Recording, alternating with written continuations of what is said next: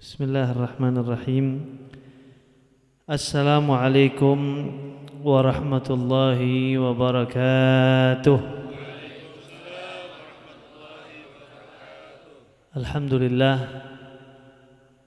Alhamdulillahi rabbil alamin. Wa bihi nasta'in ala umurid dunya waddin. Wassalatu wassalam ala sayyidina wa habibina wa syafi'ina wa qurrati a'yunina Muhammadin sayyidil awwalin wa sayyidil akhirin wa ala alihi wa sahbihi wa tabi'in. Subhanaka la ilma lana illa ma 'allamtana innaka antal alimul hakim. Rabbi shrah li sadri wa yassir li amri wahlul 'uqdatam min lisani yafqahu qawli, amma ba'd. Sebenarnya sudah cukup apa yang disampaikan Habib Alwi, tapi beliau tetap mau Al-Fagir untuk menyampaikan kilmah atau kilmaten. Asa semoga Allah Subhanahu wa taala menjadikan yang saya mau sampaikan berguna buat diri Al-Fagir bil khusus dan semua yang hadir insyaallah. Amin ya rabbal alamin. Jadi luar biasa. Memang kita harus bersyukur kepada Allah dengan nikmat yang begitu luar biasa, begitu banyaknya. Imamun Al-Haddad bilang nahnu fi rauhin wa raha wa huburin wa istiraha, ni'matul Islam a'la ni'mal ladzi hallat fisah. Kami dalam keadaan bergembira, bahagia, tenang di bumi ini karena kita memiliki nikmat yang tertinggi dari Allah Subhanahu wa taala, yaitu nikmatul Islam, yang mana insyaallah kita meninggal dalam keadaan tersebut. Amin ya rabbal alamin. Dan luar biasa apa yang disampaikan tentang Nabi kita Muhammad sallallahu alaihi wasallam, karena kalau mau cerita tentang Nabi mungkin gak ada habisnya. Mau cerita tentang Rasulullah sallallahu alaihi wasallam tidak akan berhenti-berhentinya lisan kita untuk selalu memuji Nabi kita Muhammad sallallahu alaihi wasallam. Yang saya mau sampaikan ada satu riwayat dari Abdullah bin Umar bin Abdullah bin Amr bin As radhiyallahu anhu warḍah. Beliau pernah dipanggil oleh Rasulullah sallallahu alaihi wasallam. Dia bilang, kata Nabi Muhammad sallallahu alaihi wasallam, ya Abdullah, arba'un ma kana fika fala yadurrannaka ma fataka minad dunya. Ada 4 hal ya Abdullah, kalau itu ada di dalam dirimu maka enggak pengaruh. Kalau ente enggak punya dunia dan isinya enggak apa-apa, tapi yang penting engkau punya 4 sifat ini di dalam diri ente. Mudah-mudahan kita bisa tanam di dalam diri kita, amin. Yang pertama kata Nabi Muhammad sallallahu alaihi wasallam, sidqu haditsin. Ente yang jujur jadi orang. Nuntut ilmu jujur dah, nuntut ilmu. Ente datang ke majelis taklim niatin udah karena Allah dan Rasulullah sallallahu alaihi wasallam. Duduk depan guru, hormatin guru, jujur, intinya jangan pernah bohong.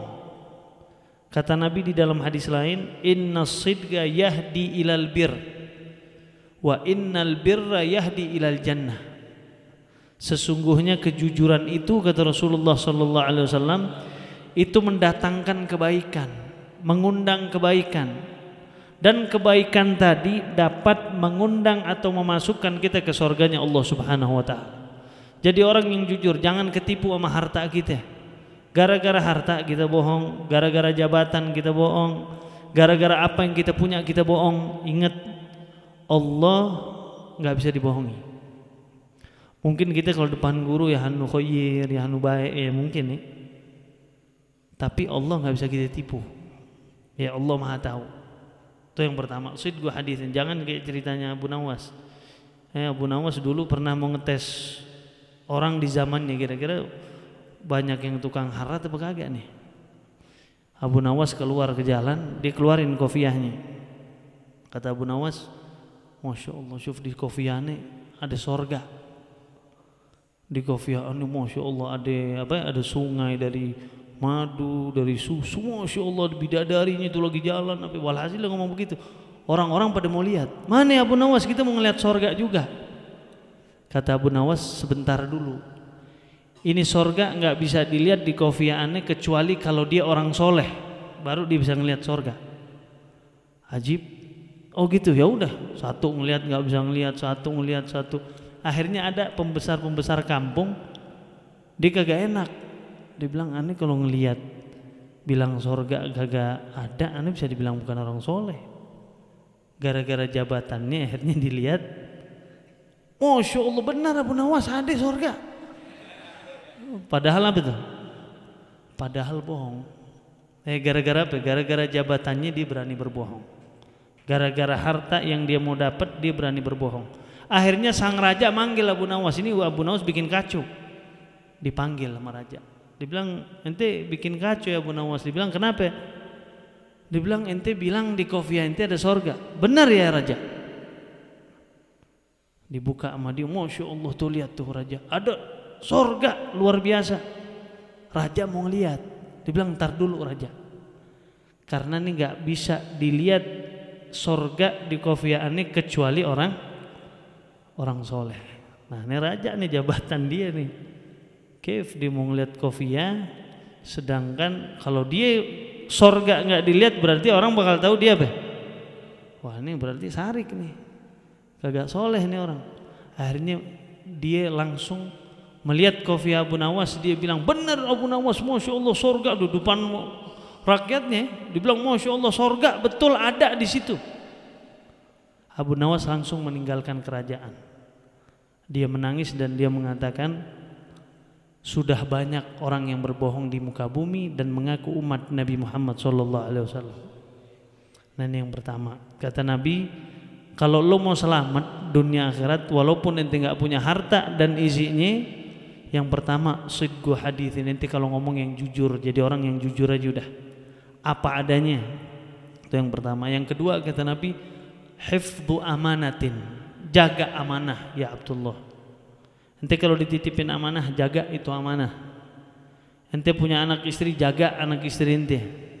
Ente Allah titipin harta, jaga harta ente, karena itu amanah, titipan dari Allah Subhanahu wa taala. Ente dikasih waktu, jaga itu waktu. Itu titipan dari Allah. Ada waktu kosong ente isi dengan hal-hal yang lain, itu berarti nggak ngejaga amanah. Ada waktu buat taklim ente sia-siakan, itu berarti ente nggak ngejaga amanah. Dulu ada kisahnya Syekh Ibrahim bin Adham radhiyallahu anhu warḍah, disebut sama Imam Haddad di dalam kitabnya Al-Mukatabat. Katanya Syekh Ibrahim bin Adham pernah kerja sama orang. Dia pas kerja sama orang sehari, pokoknya beberapa lama dia kerja sama tuannya dia nih, sama majikannya, kerja untuk jagain kebun buah. Dia jagain kebun buah tuh sehari, 2 hari, sebulan, 2 bulan, pokoknya dia jaga dia sampai tahunan dia kerja sama majikannya. Suatu hari majikannya bilang, ya Ibrahim sini. Dibilang, kenapa? Dibilang, besok saya punya tamu istimewa bakal datang nih. Tamu-tamu hebat saya bakal datang besok. Tolong kumpulkan buah yang enak-enak, yang segar-segar, yang manis-manis, karena ini tamu-tamu istimewa. Lo kan udah lama kerja di sini, lo kumpulin tuh buah yang enak-enak. Kata Syekh Ibrahim, ya khair. Udah keesokan harinya benar tamunya datang. Dikumpulkan buah sama Syekh Ibrahim bin Adham, dikumpulkan. Semua dihidangkan buah demi buah. Tamu pas nyobain, orang kalau makan buahnya pahit kelihatan nggak mukanya? Sepet gitu kelihatan kan? Ini majikannya Syekh Ibrahim bilang, ajib nih kok dicobain sama dia bener kagak enak buahnya. Dipanggil Ibrahim sini. Ana kan udah bilang, pilih buah yang seger-seger, pilih yang buah yang manis-manis, karena ini tamu-tamu spesial ana.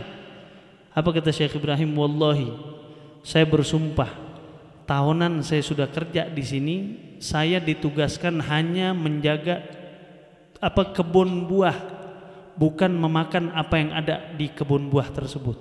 Maka tidak ada satu buah pun yang pernah saya cicipin. Saya nggak pernah tahu rasanya gimana nih buah. Bayangin, coba kalau kita balikin ke diri kita, suruh jaga warung deh, jangan jauh-jauh.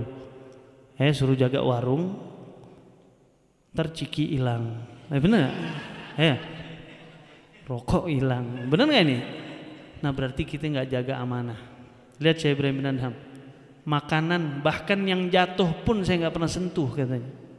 Saya takut melanggar amanah yang diberikan oleh majikan saya, dan saya masuk ke dalam hadis yang Rasul bilang salah satu tanda orang yang munafik adalah melanggar amanah yang sudah diberikan kepada dia, waliyadzubillah. Dan yang ketiga kata Nabi Muhammad SAW, ya Abdullah, lu kalau mau selamat dunia dan akhirat, walaupun lu gak punya dunia sama isinya, kata Rasulullah SAW, husnu khuluqin, lu punya akhlak yang baik, lu kalau ngomong yang bagus, lu yang bersikap yang baik-baik aja udah. Jangan ngenunjak sama yang tua tuh. Betawi ngenunjak tuh, ngenunjak ya. Jangan ngenunjak, jangan songong lu sama yang tua. Sama yang kecil lu sayangin, sesama lu perhatiin tetangga lu. Nabi Muhammad SAW itu saking memperhatikan tetangga, bilang sama sahabat apa? Idza tabakhta marakatan fa'akthir ma'aha. Nanti kalau bikin makanan marak yang apalagi ada baunya keluar tuh sampai ke samping-samping, banyakin kuahnya kata Nabi. Lokasi tetangga lu, adab tuh. Berapa banyak? Maaf, orang kopiah doang modalnya. Tapi kalau pulang bawa durian dua, bawa aja ke rumahnya langsung. Tetangganya nyium, tetangganya ngelihat, lewatin aja udah. Tapi Rasulullah SAW selalu nekenin kita akhlak yang baik. Karena berapa banyak orang masuk Islam karena etika, bukan karena kata-kata. Dia masuk karena akhlak. Dia cinta sama Rasulullah SAW karena adabnya Nabi Muhammad SAW. Nabi belum ceramah dia langsung masuk. Berapa banyak sahabat yang belum kenal Nabi. Mungkin kalau istilah kita tak kenal maka tak sayang. Tapi Rasulullah SAW, orang yang tadinya benci sama Nabi, nggak pernah ngelihat wajah Nabi, ketemu Nabi langsung cinta masuk Islam dia. Kenapa? Karena adabnya yang begitu luar biasa. Kita punya habaib, kita punya ulama-ulama selalu bilang apa? Ij'al adabaka kaddagik fit ta'am. Ij'al ilmaka kal milh fit ta'am. Ente jadikan ilmu ente itu seperti garam, tapi ente punya akhlak itu seperti terigu atau seperti tepung, ya lebih banyak daripada garam. Ente bayangin kalau garamnya banyak, terigunya sedikit, jadi nggak tuh makanan? Nggak bakal jadi. Ente adon sampai apa? Sampai gimana nggak bakal jadi itu. Kenapa? Karena adab lebih penting daripada ilmu. Rasul di dalam hadis yang sahih bilang apa? Man izdada ilman walam yazdad hudan lam yazdad minallah illa bu'da. Siapa orang ilmunya nambah, Quran dia hafal, ribuan hadis dia tahu, apa aja dia tahu, tapi akhlaknya nggak ada, maka nggak ada yang bertambah di dalam dirinya kecuali kejauhan antara dia dan Allah Subhanahu wa ta'ala, waliyadzubillah. Dan yang terakhir kata Nabi Muhammad SAW, iffatu tu'matin. Ente kalau makan enak yang halal. Jangan main bat aja makanan orang. Ada makanan jelas halal, ente makan halal. Makanan ini boleh dimakan, ente makan. Tapi makanan yang ente nggak tahu ini halal, ini haram, ini syubhat, kata Nabi, da' ma yuribuk ila ma la yuribuk. Tinggalin sesuatu yang bikin ente ragu-ragu kepada sesuatu yang betul-betul ini yakin. Ulama-ulama dulu, para aulia ussalihin terdahulu, mereka kalau ada orang ngutang sama dia, ada orang ngutang sama dia, anak minjem duit dong 100.000, dikasih 100.000. Dia nggak mau mampirin tuh rumahnya itu orang. Kenapa? Dia takut riba tuh yang diminum tuh. Dia takut kalau disediain minuman, gara-gara dia ngutang, akhirnya kan kagak enak tuh. Akhirnya ngasih kopi, ngasih teh. Dia takut yang diminum itu jadi dosa buat dirinya, jadi makanan syubhat yang dimakan. Dia masuk ke toko minyak wangi, ditutup hidung. Dibilang kenapa? Dibilang saya takut ada satu minyak wangi yang saya cium baunya, yang punya nggak redo. Kalau kita alhamdulillah kan, cobain atu, beli kagak. Maka mudah-mudahan dengan berkah kita punya majelis seminggu sekali, cari waktu, jangan pernah tinggalin majelis taklim, karena mudah-mudahan dengan majelis taklim Allah ampunin dosa kita. Semua hajat kita dikabulkan oleh Allah Subhanahu wa taala, dan apapun yang diinginkan oleh guru kita, dikabulkan oleh Allah Subhanahu wa taala. Dan kita doain selalu guru kita Al Habib Alwi, Allah panjangkan umurnya, Allah berikan ketabahan, Allah banyakin rezekinya, Allah kabulkan segala hajat-hajatnya, dan apapun yang ada di dalam hatinya kadang belum diucap sama beliau, mudah-mudahan dikabulkan sama Allah Subhanahu wa taala. Rabbana atina fid dunya hasanah wa fil akhirati hasanah wa qina adzabannar. Sallallahu alaihi wasallam Muhammadin wa alihi wasallam walhamdulillahi rabbil alamin.